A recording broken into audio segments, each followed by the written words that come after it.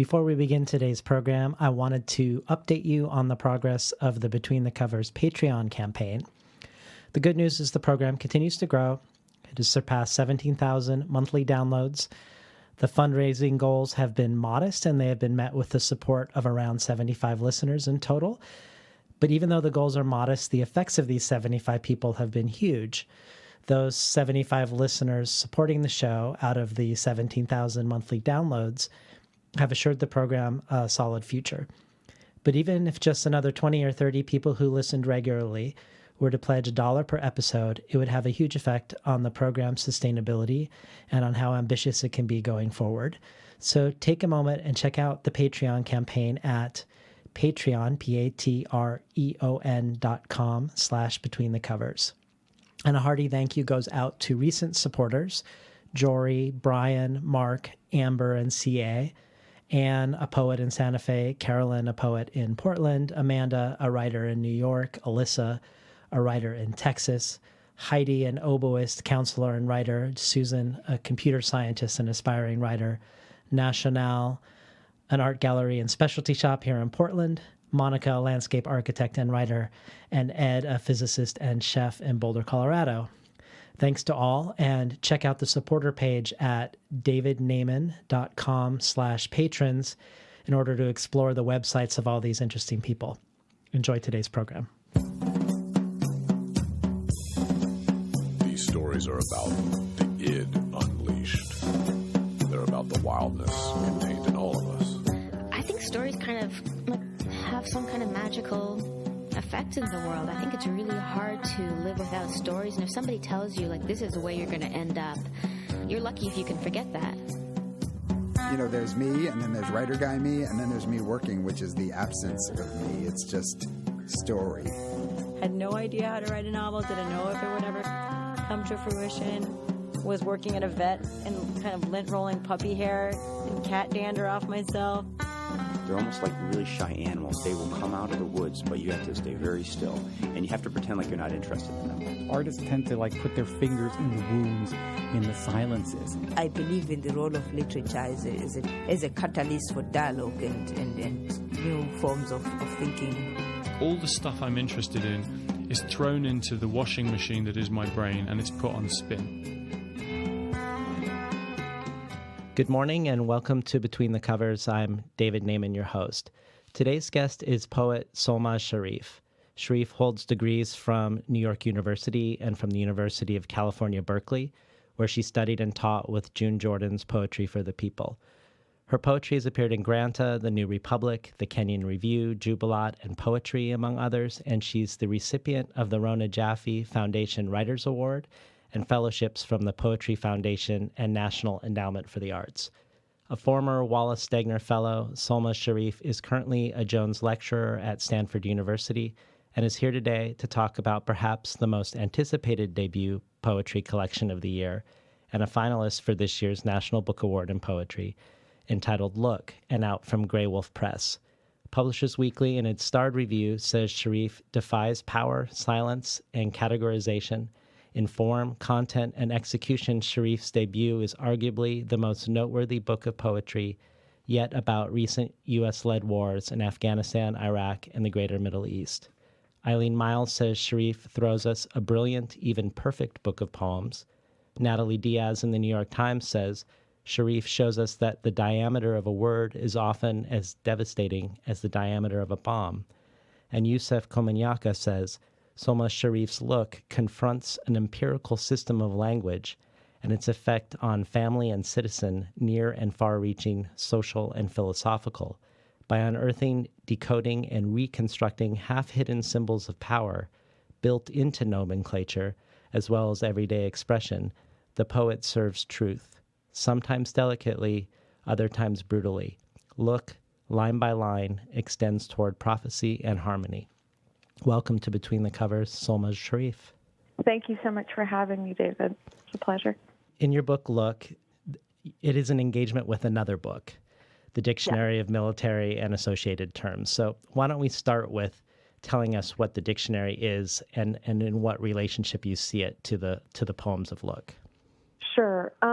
The U.S. Department of Defense has its own dictionary, which is meant to supplement standard English dictionaries. So they take words that we use regularly and add a war-specific definition or redefinition to the word. So, for example, the title of the book is Look, which the Department of Defense has, I want to say, translated to mean in mine warfare, the period during which a mind circuit is receptive of an influence. And I've always found state-sponsored language to be chilling and incredibly dangerous, and known it to be where violence against bodies is premeditated.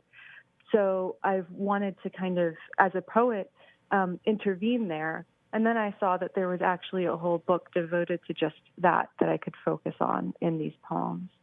So I use the terms within the poems, often with small caps, to kind of use them as little markers of violence where we might not otherwise see violence happening. I also use them as my own and try to offer my own poetic definitions of the terms or the truth as I see it in warfare. And what was your first encounter with the dictionary? And when you had that encounter, did you know that you were going to then embark on a book-length project around it, or was this something that evolved piece by piece? Right. The first time I saw it was in late 2006, early 2007, and I had been collaborating with a visual artist friend of mine who was doing these prints of various war photos, and she wanted me to caption the war photos with military euphemism, basically. So I could think of a few off the top of my head, but eventually, like occupation, operation, security sweep. But I ran out of such terms, and so I Googled it, and I saw that there was a whole public document.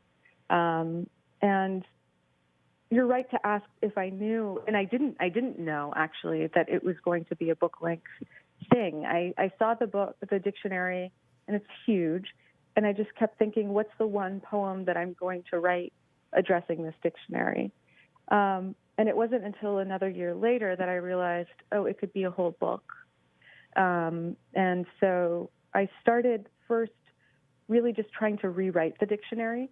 So I took terms and wrote my own definitions, and I wrote hundreds, if not, thousands of those, and then realized that was totally insufficient, and that what needed to happen was that the terms were taken out of their war-exclusive context, or at least war as we expect to understand it context, and placed into various daily poems of American life for them to really be spoken back to in any meaningful way.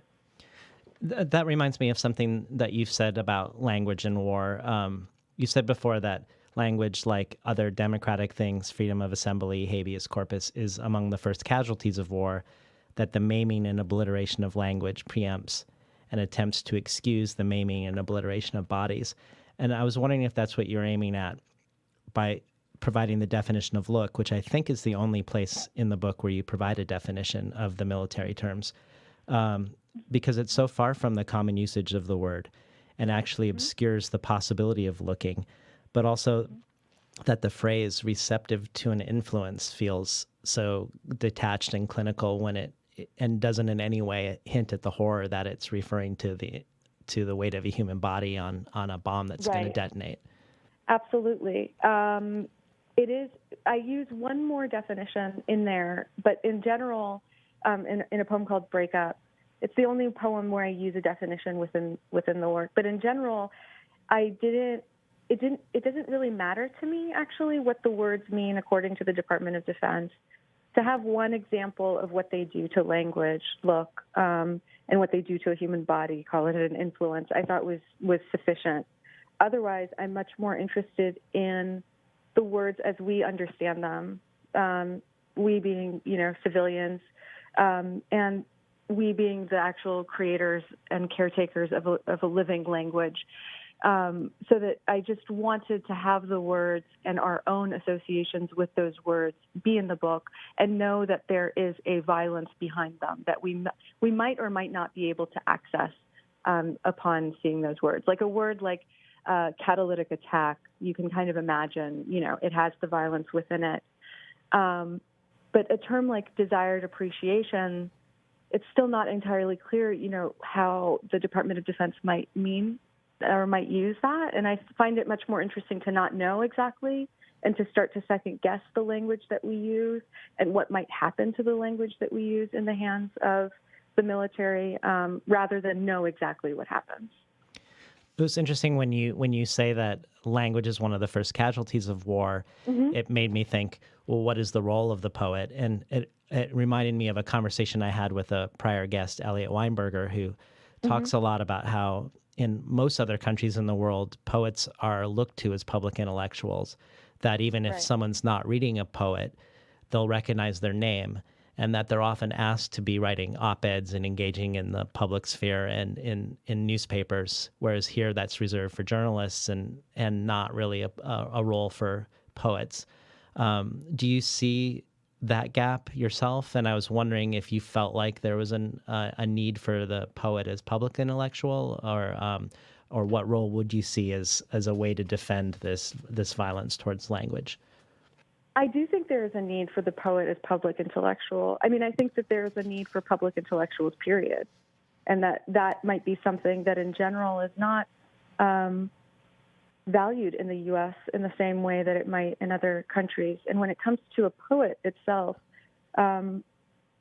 it would be our job to be, as Yusef Komunyakaa has said, I think he was quoting Auden, to be the caretakers of language and to make sure that language stays alive, thriving, democratic medium, and that it does not fall, or when it does at least fall, as it will over and over again, into the hands of power, there is at least some kind of intervention. I'm thinking right now actually of the use of, alt-right, for example, in the media. Right. This kind of rebranding that's been accepted wholesale, for the most part, by major media outlets is the kind of thing that I don't think a poet would let fly, ideally. Or when I think of a poet as a public intellectual, that's exactly the kind of thing I see a poet kind of examining and intervening in. Well, you talked when you were the blogger for the Kenyon Review about how happy you were that you were going to have poems appear in the Los Angeles Times, in the newspaper, and that you felt like there was a natural marriage between poetry and the news. Can you talk a little bit about that sympathy that you think they feel for each other? I think there's a natural, maybe a natural contention between them that is important and vital to have, namely that the news attempts a kind of objectivity, a kind of abstraction that a poem fails if it attempts the same. So that we need to see our news and we need to see the lives around us as individual and living lives, and we need to look at them through eyes that are able to grieve and love, which are not how the news would want us to look at those lives. And I think that the poet has a role in historicizing the contemporary moment and responding to the contemporary moment in a way that a historian would never be able to, or a journalist would never be able to. And so we need to have all these things happening next to each other in order for there to be a real healthy and exciting conversation. So looking for a juxtaposition and a difference between the two. Yeah. Yes, yeah. A necessary, maybe necessary, although I'm skeptical of journalism, but yeah.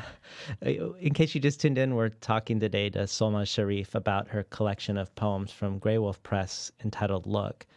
You've talked sometimes about how when you describe your poems as political or as documentary, that a common response you get is that this precludes aesthetic rigor, that something less than artful is occurring in your poems. Tell us a little bit about that and what response, if any, you have when you receive that to your description. Yeah, I mean, I think this goes back to the role of the poet as the role of poet as public intellectual. And the political being the expressly public sphere, which I already don't agree with because of, I'm an inheritor of the personal is political, quote unquote, and I do believe that. So when it comes to the political, I think that there is a strong inclination in the U.S. to leave that to expressly political spheres. And when we look at political in that way, I mean, that really only leaves the legislature and maybe courts of justice. But I know that these institutions, while political, do not necessarily have our best public interest at mind. And so I think it's my role as a poet, again, to intervene there, or really my role as Ritsa said, when put on trial, my role as a citizen to do so. I'm trying to go back to your question, political. The objections that are usually raised when somebody hears that a work is political is that it's going to be didactic, it's going to be moralizing, it's going to be bombastic, it's going to be propaganda. And in the case of some of those terms, such as didactic, or even moralizing, I tend to push back to be like, well, what is it about those things that's not good? What is it about those things that we don't want to have happen? And I think that our distaste for didactic poetry, our distaste for the didactic moment in the U.S. is actually a very dangerous one.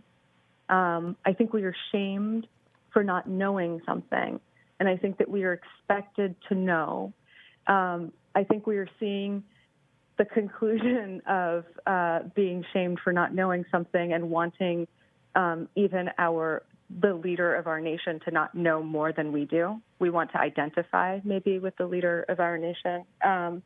Instead, we see knowledge as organized in a hierarchical fashion, so that if you know, you are more worthy and you are higher on the hierarchy than someone who does not know. I see knowledge as kind of horizontally organized, and there are various knowledges that we all have, and that we all have. We all don't know, actually. There's less that we know, and that we should be, and I am, as an individual, open to learning from a poet, from a poem, from an individual conversation. And so that's, for example, that's one criticism against political poetry that I try to push back on. Moralizing, too. I mean, I think I believe that all language and all choices behind language are an ethical choice, a moral choice by extension. So what is it that we mean by those criticisms? So it kind of depends on what objections people are raising when it comes to political poetry. That I'll adjust my response in accordance. Maybe this would be a good time for people to hear the title poem, Look. Sure, I'd love to read it. Look. It matters what you call a thing. Exquisite, a lover called me, exquisite. Whereas, well, if I were from your culture living in this country, said the man outside the 2004 Republican National Convention, I would put up with that for this country. Whereas I felt the need to clarify, you would put up with torture, you mean, and he proclaimed yes. Whereas what is your life? Whereas years after they looked down from their jets and declared my mother's Abadan block probably destroyed, we walked by the villas, the faces of buildings torn off into dioramas, and recorded it on a handheld camcorder. Whereas it could take as long as 16 seconds between the trigger pulled in Las Vegas and the Hellfire missile landing in Mazar Sharif, after which they will ask, did we hit a child? No, a dog, they will answer themselves. Whereas the federal judge at the sentencing hearing said, I want to make sure I pronounce the defendant's name correctly. Whereas this lover would pronounce my name and call me exquisite and lay the floor lamp across the floor, softening even the light. Whereas the lover made my heat rise so that if heat sensors were trained on me, they could read my thermal shadow through the roof and through the wardrobe. Whereas it's not like seeing a dead body walking to the grocery store here. It's not like that. It's Iraq, it's Iraq. It's kind of like acceptable to see that there and not. It was kind of like seeing a dead dog or a dead cat lying. Whereas I thought if he would look at my exquisite face or my father's, he would reconsider. Whereas, you mean I should be disappeared because of my family name? And he answered, yes, that's exactly what I mean, adding that his wife helped draft the Patriot Act. Whereas the federal judge wanted to be sure he was pronouncing the defendant's name correctly and said he had read all the exhibits, which included the letter I wrote to cast the defendant in a loving light. Whereas today we celebrate things like his transfer to a detention center closer to home. Whereas his son has moved across the country. Whereas I made nothing happen. Whereas you know not what shall be on the morrow, for what is your life? It is even a thermal shadow. It appears so little and then vanishes from the screen. Whereas I cannot control my own heat, and it could take as long as 16 seconds between the trigger, the Hellfire missile, and a dog, they will answer themselves. Whereas a dog, they will say.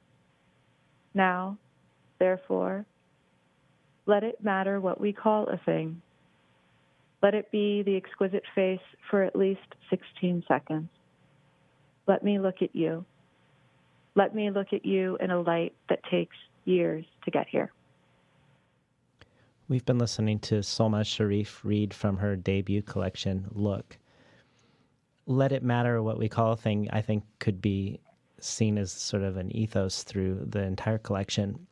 And in reading the collection, it made me think a lot about how we've been at war for 15 years and there's no consequential anti-war movement that has entered the cultural narrative. And this idea of how little it takes for us to look away.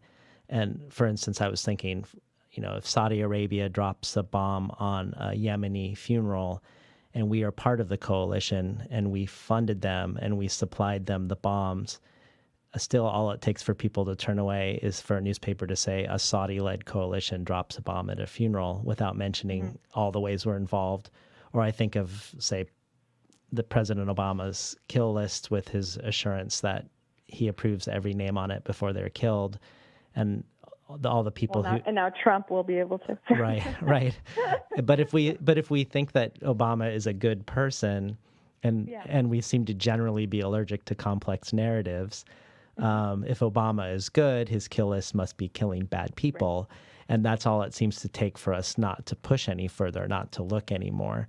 That's why I actually, when I think of Obama, or one of the things I said when the 2012 election results were coming in, and I was eating dinner with colleagues, and people were celebrating. And I didn't want to rain on anyone's parade or anything, but I did say that I think that Obama is one of the most dangerous presidents that we've had, in part because of that goodness, that trust that people have, that liberals, that otherwise maybe critical people shut off their criticality in response to his actions, without really thinking about or realizing, well, one, that, the necessary illegality of his actions, but also that he's setting a precedent for the next president to kind of come in and do the same things. And that next president will not be an Obama. Right. And so now we're in it. Right. Unfortunately. And I mean, him adopting and expanding and normalizing all of the executive overreach of Bush probably must come from his own sense of feeling that he's good, that he can use this power, not that he's going to think about who's going to inherit it after him. Right. Absolutely. And that I don't think any president has ever, maybe they have historically kind of relinquished any executive power that they've probably they've acquired or inherited. Yeah. Can you speak to the cover image? It's a blurry, low resolution image that I'm guessing is an image from a drone. Do you know? Oh, yeah. Is that what it is? It's actually the first photograph ever taken. Oh, wow. And it's by an inventor, a French inventor named Niepce. And it's a scene of rooftops outside of his window. And because of the documentary impulse of the book, and because of its response to photography, I thought it would be obvious to have a photograph for the cover, but also one that is kind of illegible, one that requires that you kind of come closer to see what are you looking at. I didn't want a cover that gave everything away, quote unquote, that was directly, explicitly war related. The title isn't either. But maybe once you open the book and you start looking at it, you go back to the cover and you think it's a drone. You think it's a drone screen, or you think, Right. And all those other low resolution ways that we see in order to conduct military action. But yeah, it's a really strange image. The exposure had to have taken at least 8 hours because the sun has moved across the image, so the buildings are being lit from kind of all sides in a way that they wouldn't in real life. So this tension between the realness of the image and its representation were kind of what I was interested in framing my book within. You mentioned photography, and it does feel like photography and film are in relationship to this book over and over again. Can you unpack that a little bit more for us, and what you're looking at and what you find appealing about photography and film in relationship to poetry? Yeah, I mean, I think that I'm an image-based writer, and I'm obsessed with sight and the ways we see. So there's that. There's also the fact that I have a long elegy in there that is written for an uncle that was killed in the Iran-Iraq War, and it's based largely on a thin collection of photos that were on his body when he died. And so I was thinking of that, but I was also thinking of what is it about photographs and film, like what is it that allows a photograph or an image to be framed and reframed in any way that might be necessary. And what I mean by that is, as the wars in Iraq and Afghanistan pick up in 2001, 2002, 2003, daily we're confronting these cover images of the New York Times of like Arab men, on their knees in a living room with guns pointed at them, for example. And I realized at some point that I'm looking at those images and seeing a father, or my father even, somebody who looks like family, and so I'm filled with fear for that person. But that those images are actually being used to communicate some kind of victory, right? Or some kind of, we're doing the work that we need to be doing. And I wanted to find a way to, and I realized that really it's through the caption and the context that's given to those images that we are able to grieve those lives, or really confront them as lives. And I kind of see my book as that act of captioning in a lot of ways. That's interesting. You also mentioned this military term that made me think of film and cinema, continuous strip imagery. Continuous strip imagery made me think of film before digital film. Right. And also there was this way that you do a lot of, there's a lot of disparate elements in look, letters, itemized lists, descriptions of photographs, dictionary terms, and news reports that are brought together that also, in a filmic sense, I would call it like a montage, like in the Eisenstein sense of montage. And I don't know if you had that in mind when you were putting these next to each other. Absolutely. You did? I absolutely did. Yes. Yeah. Yes. Thank you for that. Well, let's have our listeners hear another poem. If you would be willing, I would love for them to hear Desired Appreciation. Sure. Yeah. Desired Appreciation. Until now that I've reached my 30s, all my muse's poetry has been harmless, American and diplomatic. A learned helplessness is what psychologists call it, my docile desired state. I've been largely well-behaved and gracious. I've learned the doctors learned of learned helplessness by shocking dogs. Eventually, we things give up. Am I grateful to be here? Someone eventually asks if I love this country. In between the helplessness, the agents, the nation must administer a bit of hope, must meet basic dietary needs, ensure by tube, by nose, by throat, by other orifice, must fist bump a janitor, must muss up some kid's hair and let him loose around the Oval Office. Click, click could be cameras or the teeth of handcuffs closing to fix the arms overhead. There must be a doctor on hand to ensure the shoulders do not dislocate, and there must be Prince's raspberry beret. Click, click could be Morse code tapped out against a coffin wall to the neighboring coffin. Outside my window, the snow lights cobalt for a bit at dusk, and I'm surprised every second of it. I had never seen the country like this. Somehow I can't say yes. This is a beautiful country.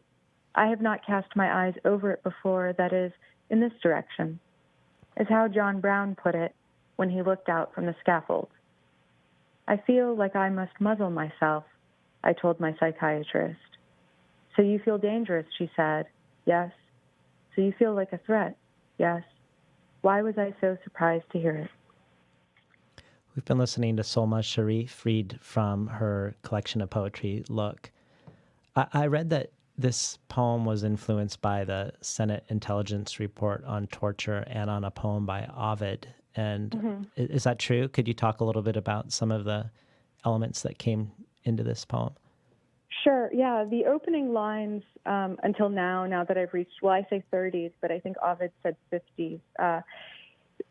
All my muse of poetry has been harmless. Are taken from Ovid's, or at least a translation of Ovid's Ibis poem, which was it's a kind of elaborate curse poem that he wrote while in exile, and it's a kind of it's not a great poem, first of all, but it is really kind of wrenching, and it's one that was written in the context of his exile poems, which for the most part are really full of pleading to be let back into Rome, let back into the empire. A lot of just heartbreak over his exile, and whenever I read them, I kind of want to look away because they're a little pathetic and so heartbreaking. But the Ibis poem it's like where he has kind of funneled all of his venom and his rage against whoever it is that had exiled him. And the Senate torture report I also read and wanted to write a response to. And at first it was way more directly, there were a lot of lines and tactics and stuff lifted from the Senate torture report and put in the poem that eventually got worked out of it because I just couldn't justify the reappearance of the cruelty within the poem without it just being a spectacle. And so I wanted to, and also there was a feeling as I was writing that, a feeling that was different. 2014 felt different than even 2008, because 2014, there was so much more access to this information. So that I felt a kind of shift in my role as a poet, as a documentary poet, wasn't necessarily just to expose documents that otherwise would not be accessed by the public, but was to kind of add to those documents and speak back to them and contextualize them in a broader way. So I didn't want to use too much of that document in the end. So that was kind of what was happening in the background of my mind as I was writing it.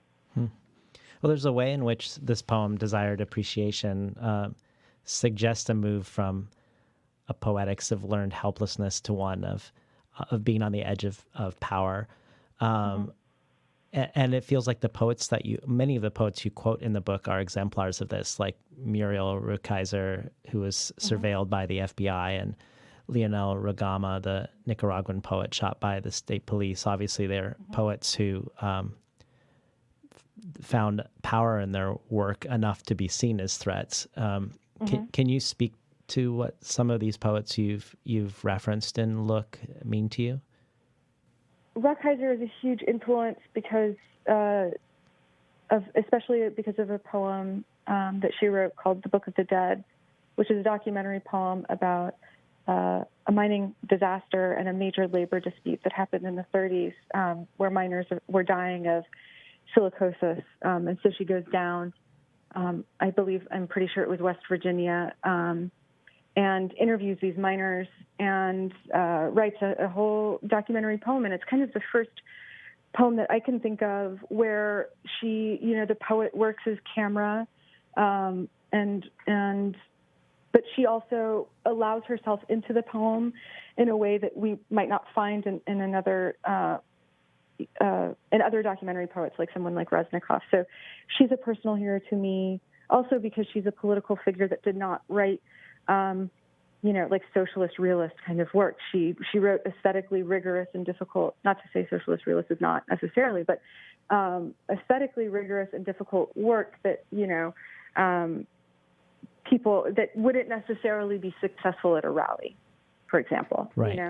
There aren't poems that she could read and then people would kind of throw their fists in the air necessarily.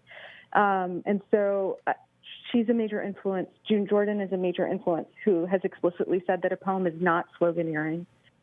But she was a public intellectual, political figure, wrote for The Progressive and for The Nation regularly, for example. Rugama was young, he was 20, Sandinista poet when he was killed. As a child of Iranians, I have seen how books and literature and art can be seen as dangerous, as threats to state power. And that's not something that I think we expect in the U.S., though you're exactly right that Rockheiser was surveilled by the FBI.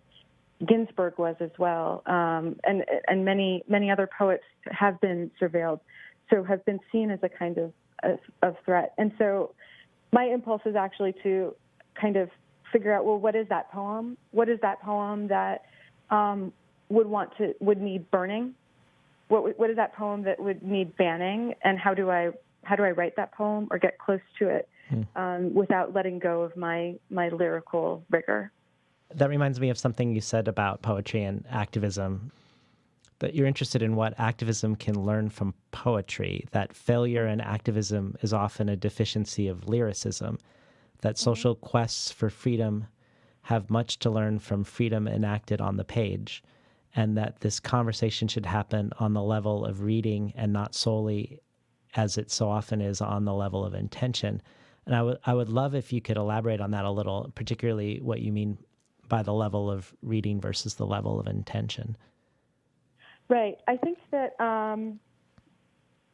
we look for political poems as poems with a certain kind of political content. And then when we see a poem with a certain kind of political content, we read it politically. And then we talk about all its failures, usually. This is usually how the conversation goes. On the other hand, I think that we can and should be looking at all poems, period, through a political lens. What a poem might be saying, what a poem's relationship to power is, what kind of relationship to power it's modeling for us, what it sees as its role in the world right now at this moment, what it sees as its role in the world in the future. Those kinds of questions should be happening on the reading side and not just on the side of poets making their own decisions. Does that make sense? Yeah, it does make sense. Yeah. Yeah.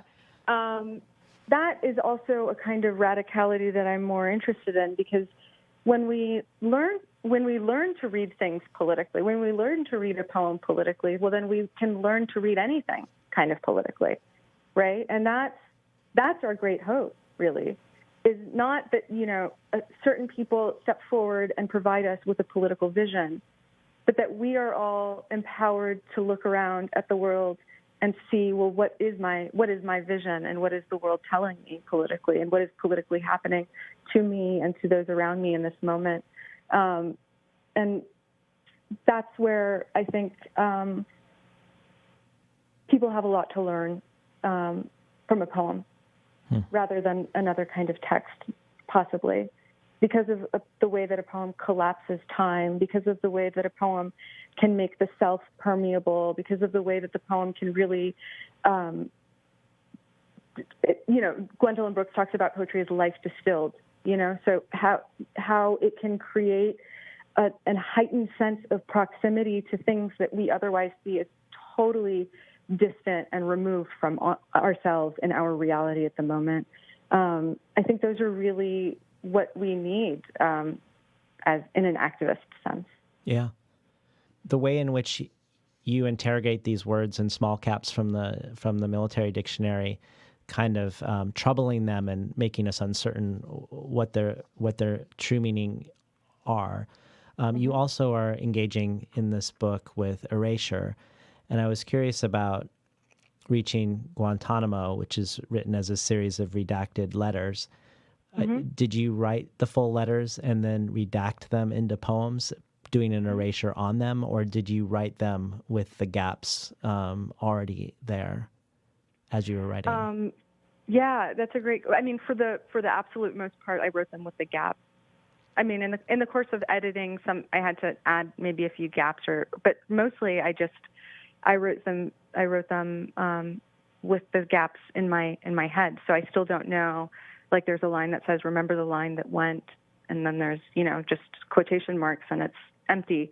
I never imagined what that line might be, and I think that allowed me to experience the loss along with the reader, rather than if I had written the poem and crossed out words, it would be an act of I mean, it's all an act of power on my part, but that would be a different kind of power on my part, where I would really be mimicking the role of the state, which is like, I know what was said here, but you as a reader will not be able to access this. I think it was more important that I stay in the not knowing myself. Can you speak to, you mentioned the role of the state, the ways in which that could have been playing the role of the state. Can you speak to the practice of erasure in poetry in relationship to political erasure? Erasure in poetry is an aesthetic tactic that's been around for at least decades. And basically you take a text and you cross out words in the text and you kind of create a new poem based on that. So I'm thinking of like Jen Bervin's book Nets, which is an erasure of Shakespeare's sonnets, or Radios, which is an erasure of Paradise Lost. And the name of the poet is totally escaping me right now.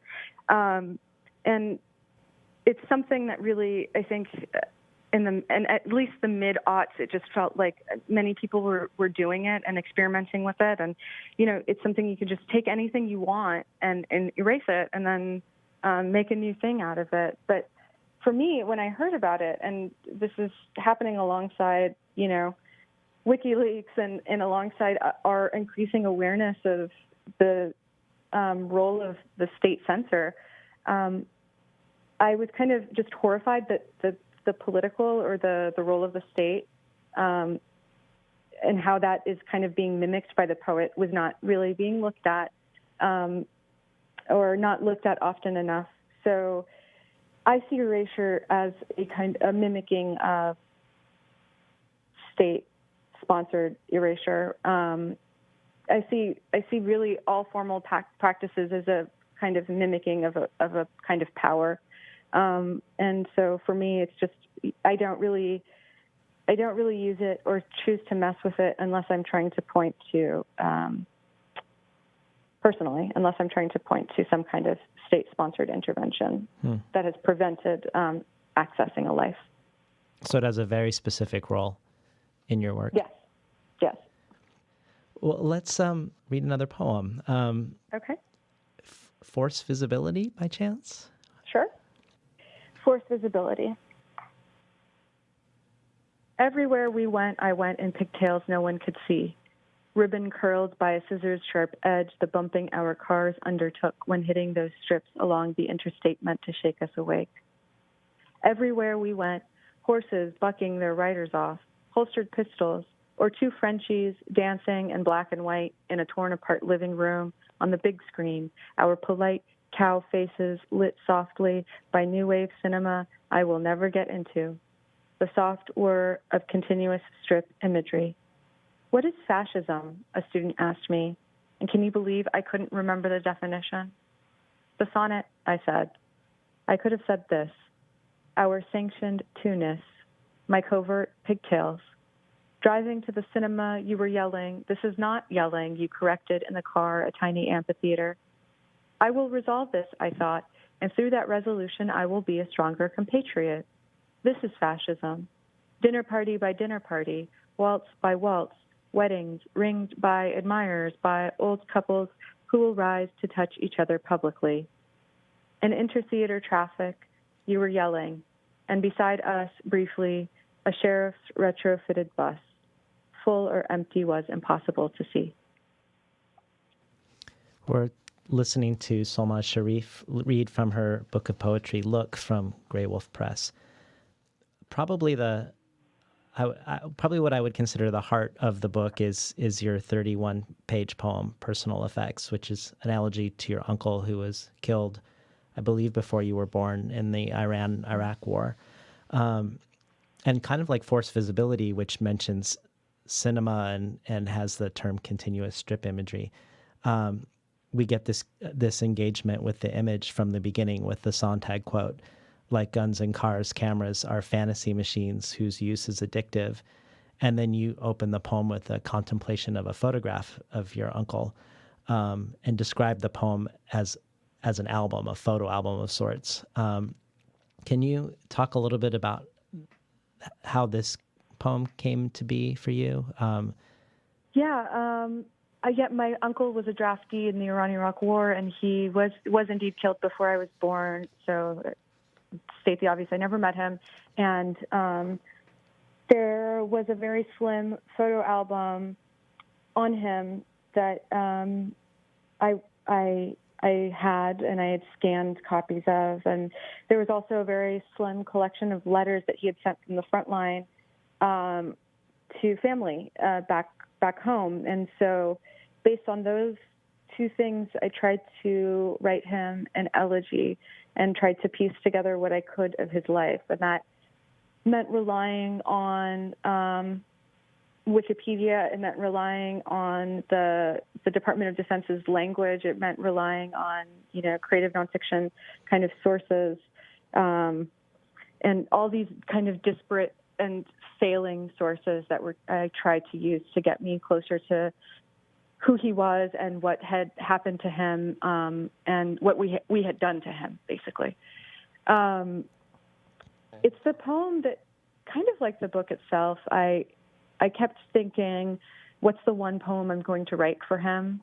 And there's an earlier poem in the book called Depender's Immediate Family, and I thought that was the one book that I was going to write about my uncle's death. But I ended up getting this residency in Provincetown at the Fine Arts Work Center, where you get 7 blissful months in Provincetown, mostly in the dead of winter, where things have shut down. So there's really nothing to do but write and read and speak with other writers and artists. That's when I kind of had the space to keep going with the elegy and actually try to include within it the fact that I can't really elegize him, and try to include within it the fact that I don't know much about him, and the questioning of whether I have a right to write about him, whether I have a right to write any of this, really, since I'm writing as someone outside of an immediate kind of war experience. And so how do I, but still feeling an impulse and an impetus to do so, or a responsibility to do so. So I tried to, and I had the opportunity to kind of include all of that within a longer elegy for him.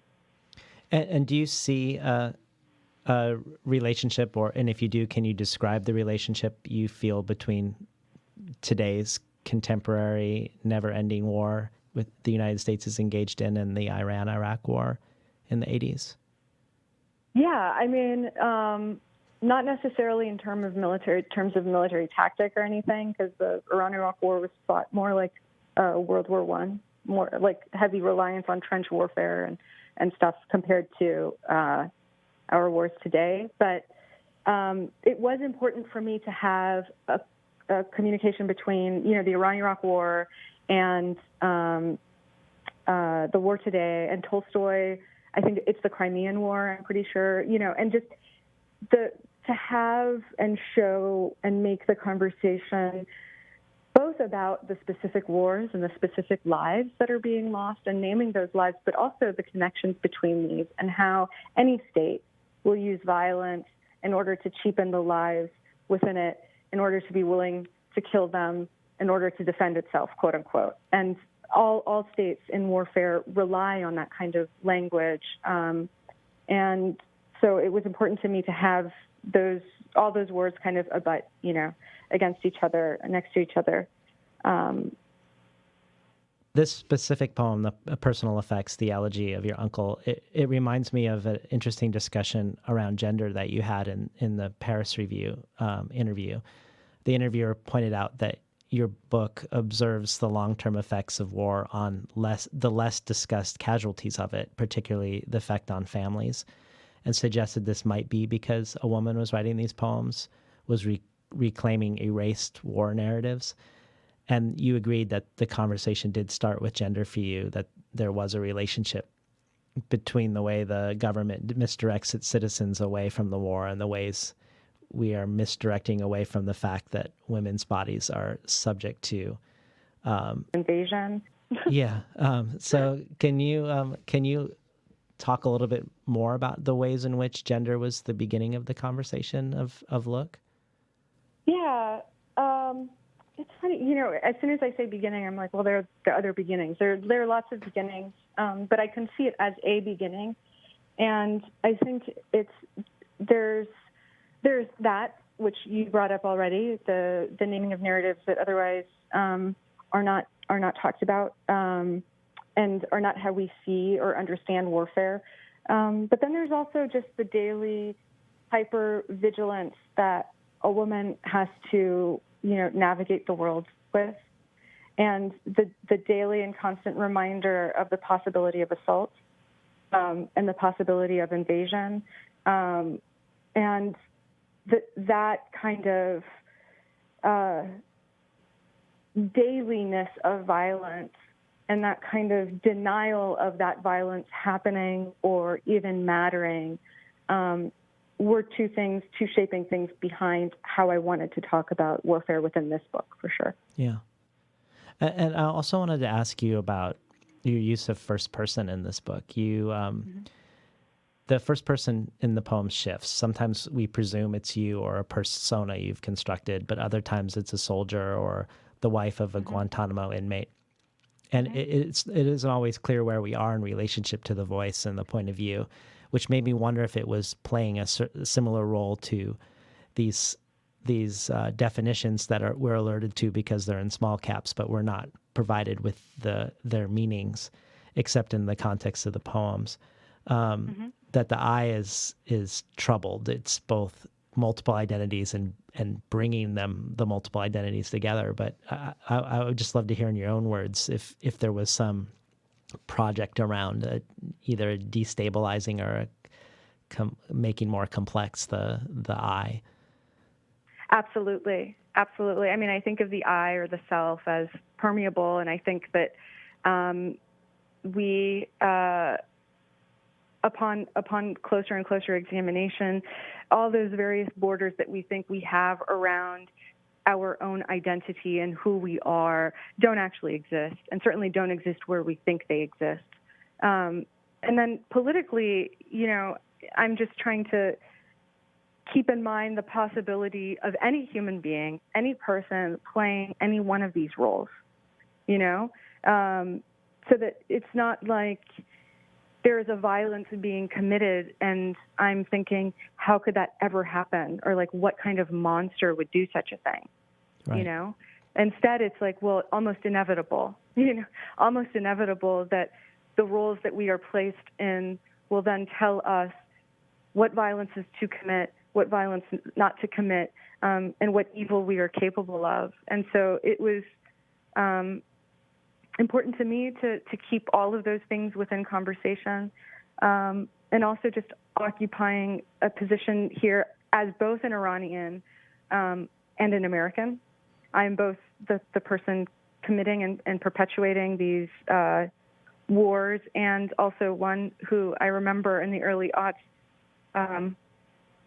speaking to a younger cousin on the phone who asked me if we are going to invade her, And I was like, whoa, that was the first time I had heard the question put that way, and the first time I felt totally kind of powerless in responding, But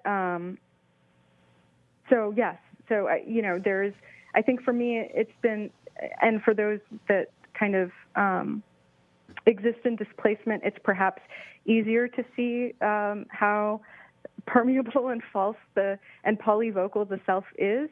But I also just think that that's a lyrical necessity that I was trying to use. Yeah. Well, it reminds me of the Wordstock panel you were on about war and art. There was an intense sort of awkward moment when someone was asking about how do we humanize the other in art about war.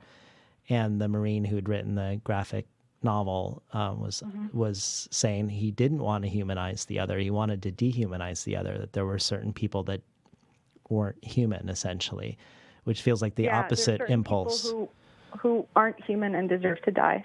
Yeah. So and I was grateful. I was grateful that he said it honestly, that in that panel, as much as I obviously disagree with what he's saying, and as horrifying as I kind of find it, but that's what's operating. Right. That's exactly what's at work here. And my only regret was that my only wish was really that statement had been made earlier in the panel, rather than the last couple of minutes. But yeah. If your book Look is a gateway for someone into the world of politically engaged poetry, where would you point them to next? Who's on your family tree, or who are some contemporaries that you'd want to highlight for people to go to? Yeah. We already talked about Muriel Rukeyser and Leonel Rugama and June Jordan, Yanis Ritsos, I mentioned, Greek poet, Mahmoud Darwish, Palestinian poet.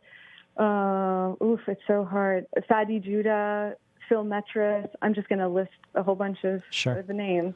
Ari Banyas, Brandon Som, SOM, Daniel Berzutsky, who won the National Book Award. His book, The Performance of Becoming Human, is a really difficult and bristling and kind of caustic. I keep wanting to call it toxic book. That's really it's not a safe read, and I really admire it. I admire its depiction of neoliberal violence, really, and its response to it. And of course, Adrienne Rich would be on it as well. Mm-hmm.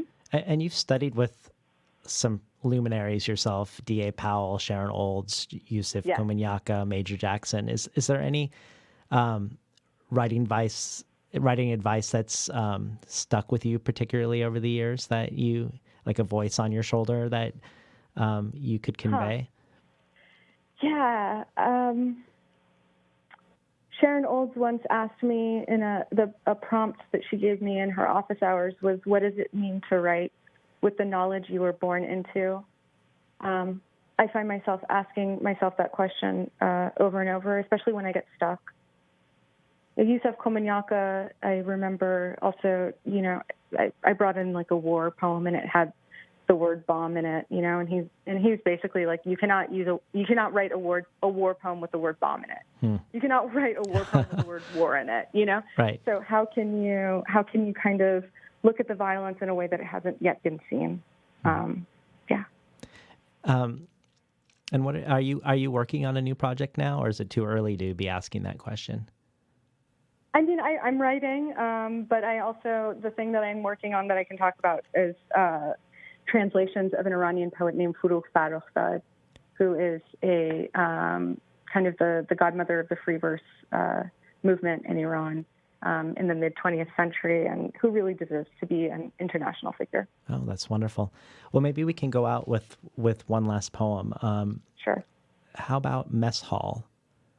Yes. Mess Hall.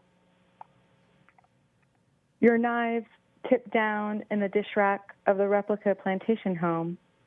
You wash hands with soaps pressed into seahorses and scallop shells, white to match your guest towels, and, like an escargot fork America, you have found the dimensions small enough to break a man. A wet rag, a bullet like a bishop or an armless knight of the Ku Klux Klan, the silhouette through your nighttime window. A quartet plays a song you admire outside a ring of concertina wire circled around a small collapse. America, Ignore the window and look at your lap. Even your dinner napkins are on fire. It was a real pleasure having you on Between the Covers, Solmaz. Thank you so much, David. Real gift to me. Thank you. We're talking today to Solmaz Sharif about her latest collection of poetry, Look, from Grey Wolf Press. You've been listening to Between the Covers. I'm David Naiman, your host.